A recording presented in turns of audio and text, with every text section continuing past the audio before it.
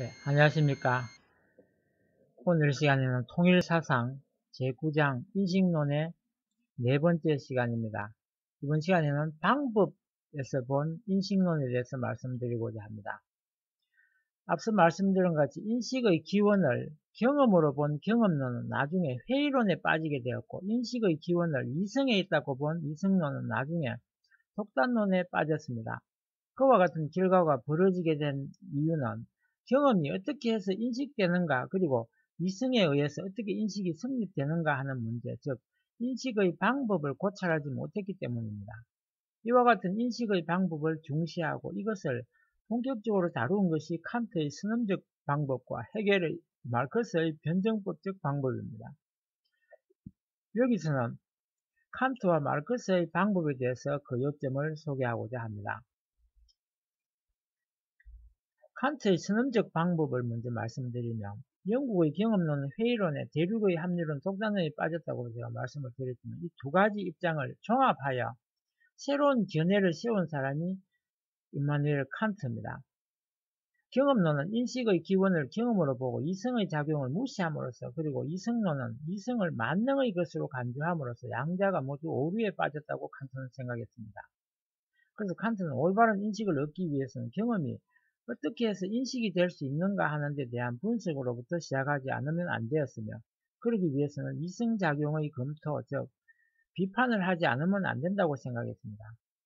그래서 칸트는 순수 이성 비판, 실천 이성 비판, 판단력 이성 비판의 세 가지 비판서를 제출하였는데, 각각 진리는 어떻게 해서 가능한가, 또 선은 어떻게 해서 가능한가, 미는 어떻게 해서 가능가라는 진선미의 가치의 실현에 관한 내용을 다루고 있습니다. 그 중에 인식론에 관한 것을 다룬 부분이 순수 이성 비판입니다. 순수 이성 비판의 요점은, 칸트는 지식은 경험을 통하여 정대한다는 사실과 올바른 지식은 보편 타당성을 지니지 않으면 안 된다고 하는 사실을 근거로 하여 경험론과 이성론을 통일하려고 하였습니다. 경험에 의해서 비로소 인식 능력이 작용하는 것은 자명하지만, 여기에서 칸트가 찾아낸 것은 인식하는 주관 속에 선천적인 인식의 형식이 존재한다는 것이었습니다. 즉 대상에서 오는 감성적 내용, 주관의 선천적 형식에 의해서 질서가 세워짐으로써 인식의 대상이 성립한다는 것입니다. 종래의 경험론이나 이성론이 모두 대상을 직접적으로 파악한다고 한 데 대하여 칸트는 인식의 대상이 주관에 의해서 구성된다고 하였으며, 자신의 이러한 착상을 그는 코퍼르니쿠스적 전해라고 자찬하였습니다. 칸트의 인식론은 이와 같이 대상 그 자체의 인식을 목표로 삼지 않고 객관적인 진리성을 어떻게 해야 얻어지는가 하는 것을 명백하게 만들고자 한 것으로서 이것을 선험적 또는 초월적 방법이라고 불렀습니다. 칸트에 의하면 인식은 판단입니다. 판단은 명제인 것으로서 거기에는 주어와 수로가 있습니다. 따라서 인식을 통하여 지식이 증가한다는 것은 판단에 있어서 주어의 개념 속에 없던 새로운 개념이 수로 속에 포함되어 있음을 의미합니다. 칸트는 그와 같은 판단을 종합판단이라고 하였습니다.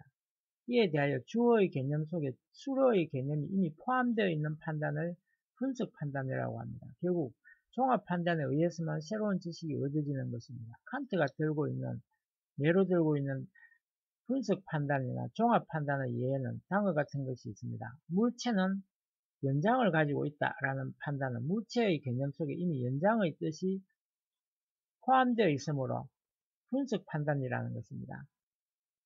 연장이란 말은 늘어난다는 그런 도구로서 연장이 아니고, 물체는 지속되는 그런 의미가 들어있는 것입니다. 한편 직선은 두 점 간의 최단의 선이다 라는 판단은 종합판단입니다. 직선이라는 개념은 장단이라는 양을 포함하지 않고 단지 똑바르다는 성질을 가리키고 있는데 불과하기 때문입니다. 즉 최단이라는 개념은 전혀 새로이 첨가된 것입니다. 그러나 종합판단에 의해서 새로운 지식을 얻는다고 하여도 그 지식이 보편 타당성을 갖지 않으면 그것은 올바른 지식이 될 수 없다는 것입니다.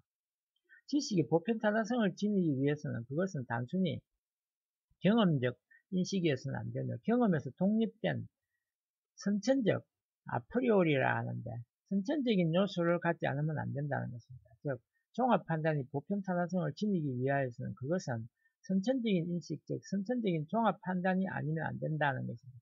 그래서 칸트가 부딪혔던 문제는 선천적인 종합 판단은 어떻게 해서 가능한가 하는 것이었습니다. 그리고 내용과 형식을 다시 한번 분석을 해보면 칸트는 내용과 형식의 통일로서 경험론과 이성론을 종합하려 하였습니다. 내용이란 외계의 사물로부터의 자극에 의해서 우리의 감성이 주어지는 표상, 즉 의식 내용을 말합니다. 내용은 인식의 소재 또는 진료로서 외래적인 것이므로 후천적, 경험적인 요소입니다. 한편 형식이란 진료, 즉 다양한 감각의 내용을 종합, 통일하는 한정성이며 테두리입니다. 즉 감각적 단계에서 형성된 각종의 진료를 통일하는 뼈대입니다. 이 형식이야말로 선천적인 것이며 그 감성적인 내용에 통일성을 주는 테두리입니다. 이 선천적인 형식에는 두 가지가 있습니다. 하나는 감각의 다양한 내용을 직감적으로 시간적 또는 공간적으로 한정하는 테두리로서 직관 형식이며 또 하나는 오성의 사유를 한정하는 사유 형식입니다. 이러한 선천적인 형식에 의해서 보편 타당성을 가진 종합 판단이 가능하게 된다고 하였습니다.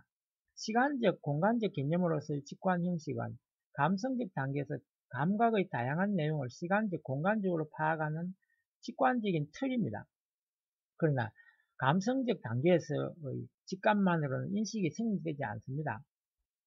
인식이 성립되려면 이 대상이 오성에 의해 사유되는 과정이 필요하며 따라서 오성 단계에 있어서의 사유를 한정하는 테두리로서의 선천적인 형식, 즉 선천적인 개념으로서의 사유 형식이 존재한다고 주장하였습니다. 즉 직관 형식으로 포착한 내용과 사유 형식의 결합에 의해 인식이 성립한다고 하였습니다. 그것을 칸트는 내용 없는 사유는 공허하며 개념 없는 직관은 맹목이라는 말로 표현하였습니다. 칸트는 오성에 있어서의 선천적인 개념은, 즉 사유 형식을 순수 오성 개념 또는 범주, 카테고리로 불렀습니다. 그리고 칸트는 아리스토텔레스 이후에 일반 논리학에 있어서의 판단의 형식을 정리해서 12가지 카테고리를 도출하였습니다.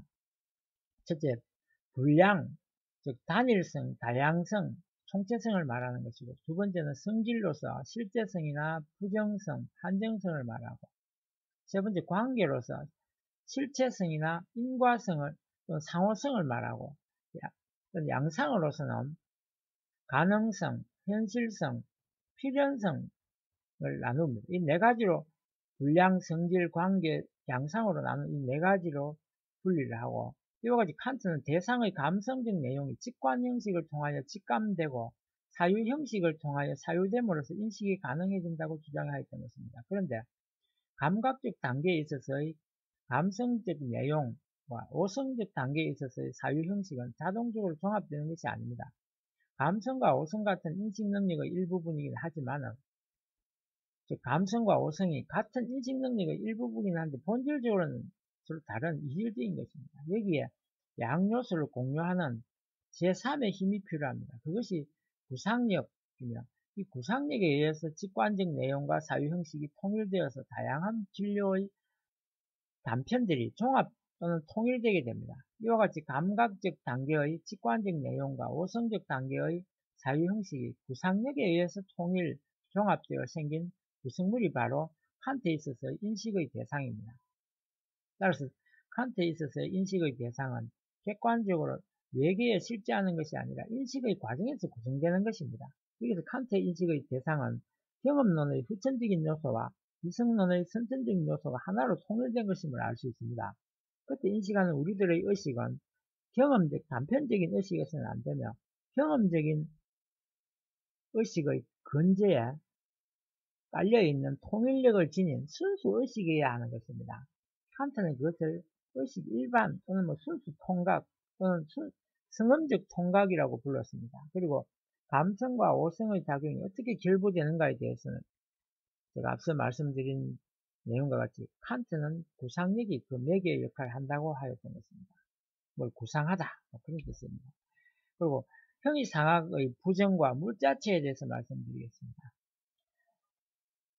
현상세계에 있어서 인식, 즉 자연과학이나 수학에 있어서 어떻게 해서 확실한 인식이 성립할 수 있느냐 하는 것을 논한 후에 칸트는 형이상학이 과연 가능한가, 가능하지 않는가 이런 것을 검토하였습니다. 감각적인 내용이 없는 형식은 감성적 직관의 대상이 될 수 없으며 따라서 인식될 수가 없다는 것입니다. 그런데 인간의 이성작용은 오성만이 관한 것이어서 감성과는 직접 관계하지 않으므로 현실로 존재하지 않는 것을 마치 존재하고 있는 것같이 착각하는 경우가 있습니다. 그와 같은 착각을 칸트는 선험적 가상이라고 불렀습니다.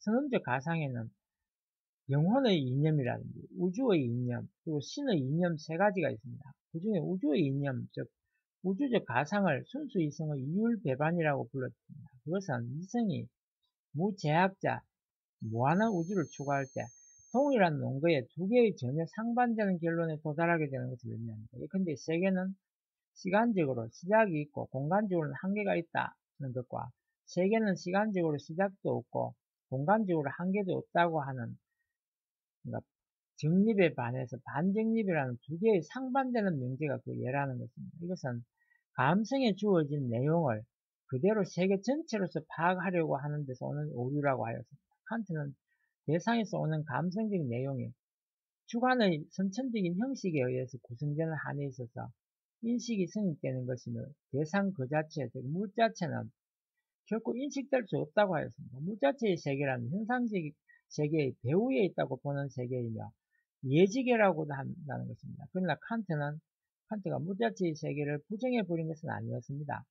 실천 이성 비판에서 그것은 도덕을 실현하기 위하여 요청되는 세계라고 하였습니다. 그리고 예지계가 성립되기 위해서는 자유와 영혼의 불사와 신의 존재가 요청되지 않으면 안 된다고 하였습니다.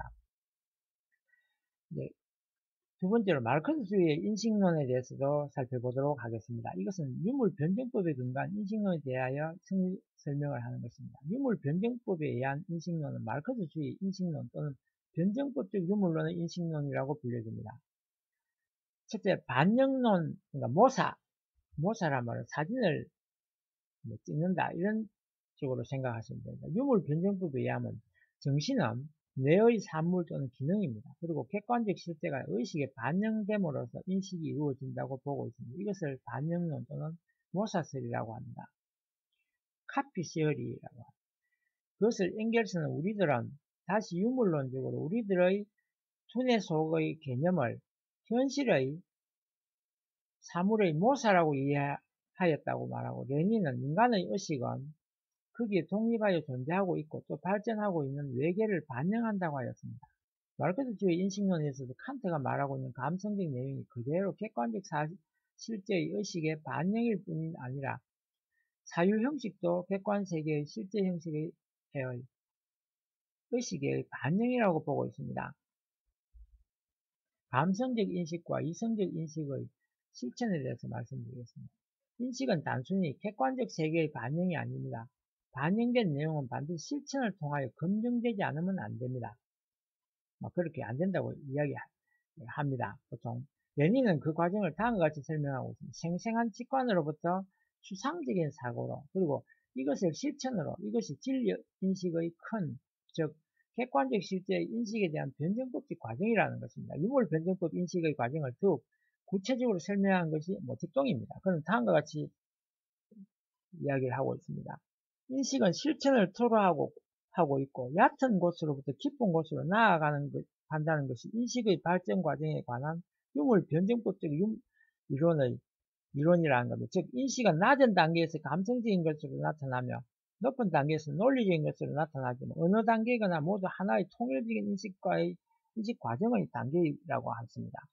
감성과 이성이라는 두 가지 성질은 다르지만 그렇다고 해서 그들이 서로 떨어져 있는 것이 아니라 실천의 기초 위에서 통일되고 있다고 주장을 했습니다. 인식 과정의 제1번은 첫걸음이 외계의 사물에 접촉하기 시작하는 것으로서 그것은 감각의 단계입니다.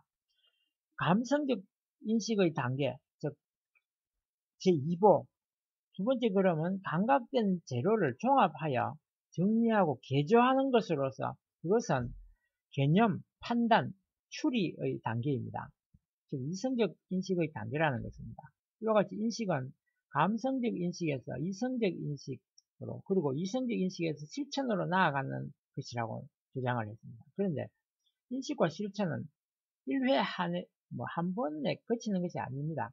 실천, 인식 또는 재인식이라는 형식이 순환 왕복을 하여 무한히 반복되며, 그리고 각 순환마다 실천과 인식의 내용이 보다 더 높은 단계로 나아간다고 주장을 했습니다. 칸트는 주관이 대상을 구성하는 한에 있어서만 인식이 이루어지는 것이어서 현상의 배후에 있는 무자체는 인식이 불가능하다고 함으로써 두 가지론을 주장하였습니다. 이에 대하여 마르크스주의는 현상을 통해서만 물질의 사물의 본질이 인식되어지며 실천에 의해서 사물이 완전히 인식될 수 있다고 주장했지만 현상에서 유리된 무자체의 존재는 부정했습니다. engels는 칸트에서 반론을 제기하면서 다음과 같이 말을 하고 있습니다. 칸트 시대에는 자연의 물체에 대한 우리들의 지식이 극히 단편적이었으므로 칸트도 그 자연물에 대해서 우리들의 얼마 안 되는 지식의 배후에 무엇인가 아직 신비한 무자체가 있는지도 모른다고 말했을 것이다. 그러나 과학의 놀라운 진보에 의해서 이러한 알기 어려웠던 것들이 차례차례로 파악되고 분석되었다고 했습니다. 그뿐 아니라 재생산되기까지 이르렀다는 겁니다. 적어도 우리들이 만들고자 하는 것을 우리들이 인식할 수 없다고는 생각되지 않는다고 했습니다. 그런데 인식과 실천의 과정에 있어서 실천이 보다 중요하다고 말했습니다. 즉 모택동은 변정법 비유물론의 인식론은 실천을 제1의 지위에 놓으며 인간의 인식은 조금도 실천으로부터 떠날 수 없다고 말을 하고 있습니다. 그리고 실천이라고 할 때 일반적으로는 인간의 자연에 대한 작용이나 인간의 여러가지 사회활동을 말하는 것인데 마르크스주의의 경우에는 그 중에서도 혁명을 최고의 실천이라고 보고 있습니다. 따라서 변정법적 실천을 진짜 실천이라고 보는 것. 따라서 인식의 최종적인 목적은 혁명에 있다고 생각했습니다. 실제로 모택동은 다음과 같이 말하고 있습니다. 인식의 능동적 작용은 감성적 인식으로부터 이성적 인식으로의 능동적인 비약에 나타날 뿐만 아니라 보다 중요한 것은 그것이 더욱 이성적 인식으로부터 혁명적 실천으로라는 비약으로 나타나지 않으면 안 된다는 것이었습니다. 여기서 논리적 인식에 있어서의 사유 형식에 대해서 언급하고자 합니다. 논리적 인식은 개념을 매개로 하는 판단, 추리 등의 사유활동을 말하지만 그때 사유형식은 중요한 역할을 다하고 있습니다. 반영론을 주장한 마르크스주의는 사유형식이 객관세계에 있어서의 여러가지 과정의 의식의 반영이고, 즉 존재형식의 의식의 반영이라고 보고 있습니다. 마르크스주의에 있어서 카테고리는 다음과 같은 것들이 있습니다. 물질, 한도라든지 운동, 모순, 공간, 개별과 보편, 시간과 원인과 결과, 의식, 필연성과 우연성, 유한과 무한, 가능성과 현실성, 양과 내용과 형식과 질, 본질과 현상, 이런 그런 것들이 여러가지 범주에 속하는 것들입니다. 그리고 절대적 진리와 상대적 진리에 대해서 말씀을 드리도록 하겠습니다. 인식과 실천의 반복에 의해서 지식이 발전해 가는데 그 지식의 발전이라는 지식의 내용이 풍부해지는 것과 지식의 정확도가 한층 높아지는 것을 의미합니다. 따라서 여기에 진리, 즉 지식의 상대성과 절대성이 문제가 됩니다. 마르크스주의는 객관적 실제를 정확히 반영한 것이 진리라고 했습니다. 즉 우리들의 감각, 지각, 표상, 개념, 이론이 객관세계와 일치하며 그것을 올바로 반영한다면 그것은 참이라고 했습니다. 또 참된 운명, 판단 또는 이론을 진리라고 부른다라고 하였습니다. 그리고 마르크스주의는 실천, 결국은 혁명적 실천이 진리의 기준이라고 주장했습니다. 즉 인식이 참인가 아닌가는 실천을 통하여 현실과 비교하며 인식이 현실에 일치하고 있는가 있지 않는가를 확인하면 된다는 것입니다. 이것을 마르크스는 실천 속에서 인간은 그 사고의 진리를, 다시 말하면 그 사고의 현실성과 힘, 찬이라면 피한 이런 뜻입니다. 증명하지 않으면 안 된다고 했고, 모택동은 마르크스주의자는 사람들의 사회적 실천만이 외계에 관한 사람들의 인식이 진리인가 아닌가의 기준이라고 생각한다고 하였습니다. 결국 혁명적 실천이 진리의 기준이라는 뜻입니다. 그런데 어떤 특정한 시대의 지식은 부분적이고 불완전해서 상대적 진리에 머물지만 과학의 발전에 의해서 지식은 완전한 절대적 진리에 한없이 가까워진다고 하면서 절대적 진리의 존재를 승인하였습니다. 그런데 상대적 진리와 절대적 진리의 사이에 넘기 어려운 경계는 존재하지 않는다라고 이는 말했습니다. 그리고 상대적 진리 속에 절대적으로 참다운 내용이 포함되어 있어서 그것이 부단히 축적되었을 때 절대적 진리가 된다고 하였습니다. 이상으로 종려의 인식론의 항목을 마치기로 하겠습니다. 처음에 제가 말씀한 것 같이 이상은 종려의 인식론의 요점을 참고로 소개했을 뿐이며 따라서 통일인식론 이해를 위해서 꼭 필요한 부분은 아니라는 점을 거듭 밝혀줍니다. 이상 마치고 다음 시간에는 통일인식론에 대해서 제대로 말씀을 드리는 기회를 가지도록 하겠습니다. 다음 시간을 꼭 들어주시기 바랍니다.